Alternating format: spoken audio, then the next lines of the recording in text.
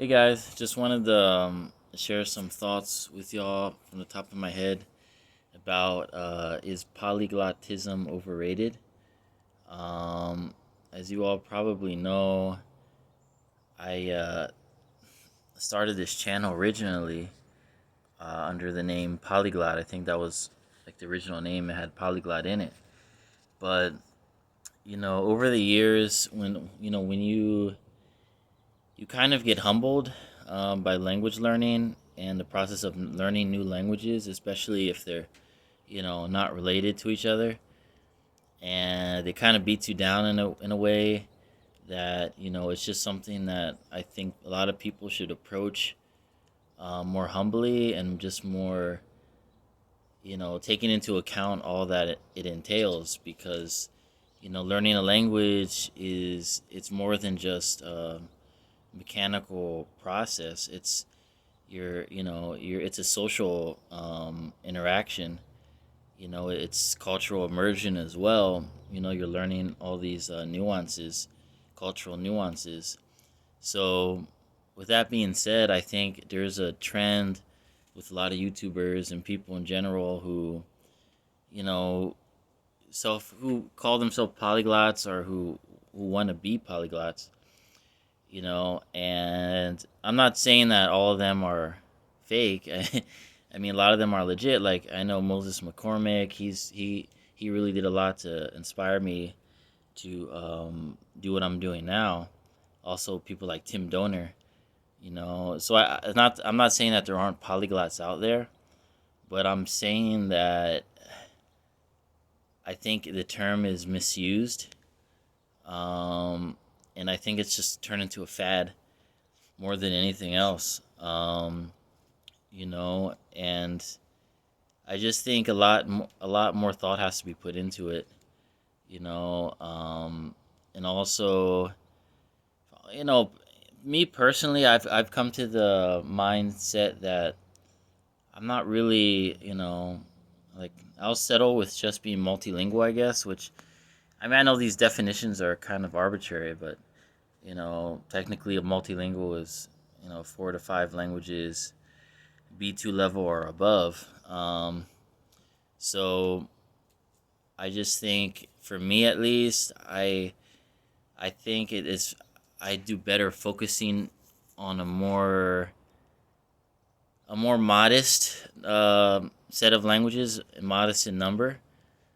Um, for my primary focus. That's why, if y'all have noticed lately, I have, I guess, 8 main languages that I want to learn. From B or C level, so intermediate or advanced level.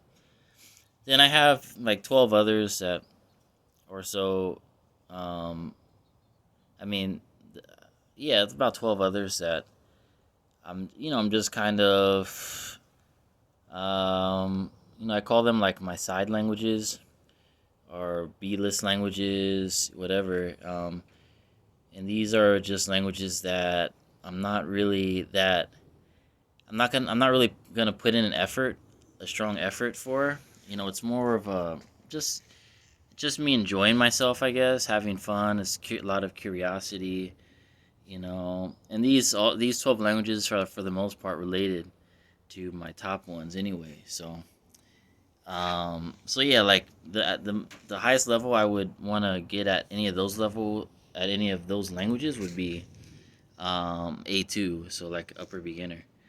But with those, there's no pressure at all, and like whereas with my main group of 8, these are ones that I have a certain frequency of study with, and whereas the B list languages are just just kind of whenever I feel like it, No, there's no pressure involved. But so yeah, with that being said, I've kind of stuck with 8 that I think that I'm most interested in, that I most definitely want to learn. Um, at like I said, intermediate to advanced level. So even with these 8, it's not like there's no pressure to get to like a C2 level or anything like that. But also, I have linguistic interests, which are distinct from language learning interests. So, I have like, I guess, a separate list of languages, ranked languages that that I want to do some kind of linguistic work with. And obviously, a lot of they're all languages that are on my list anyway, but they're not necessarily well,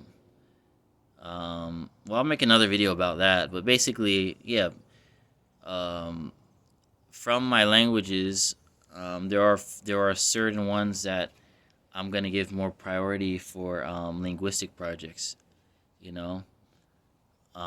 So with that being said, yeah, that's about it. I just wanted to put that out there that um, you know, being a polyglot isn't really for everyone.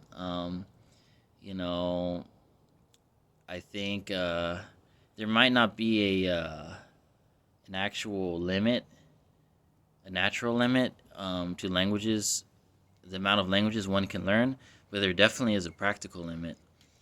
So, I've seen where they said, the number of the maximum amount of languages you can actually live in. So that's like, highest level possible, like C2, or for only like 4 to 5. So I'm kind of going by that now. Um, but yeah, so I definitely think there's a practical limit for most people, and it's just the more deep you can get into the language, the more you can appreciate it. I think at a certain point, quality has to take over quantity. I mean, they don't always necessarily have to be in conflict, the two, but I think after a certain point, they do come into a conflict with each other. So I'm just trying to keep that right balance. And yeah, but I got nothing but love for a lot of these polyglots out there, like Moses, Tim Donor, Xiaoma, but I just think that people, you know, I read somewhere which I thought was really good. Like, if anyone can tell you, if anyone tells you they're polyglot, then usually they probably aren't. If anyone tells you the number of languages they know, then they might be BSing you. You have to be humble about it. Um, you know, um, like when I tell people, if people ask me how many languages you know, I take when they say no, I mean, like the verb to know. Um, that for me, that means at least a B2 level. I couldn't say I know a language if it's lower than a B2 level. I could say I know a little, but I'm not gonna say that I just know it full stop, right? So some might say C1 even, but so yeah, I mean you have to be careful with that. So I mean, I'd be happy with just knowing, um, or knowing, like I said, the way my list is now, um, I have 8 that I want to have range from a B1 to a C2 level. And if I could, at the end of the day, if I could reach those goals where I have 8 languages where I can speak, from like intermediate to advanced levels, and I think that's good enough for me. But, yeah, everyone's different, I guess, in that regard. So, but yeah, that's about it. Thanks for listening.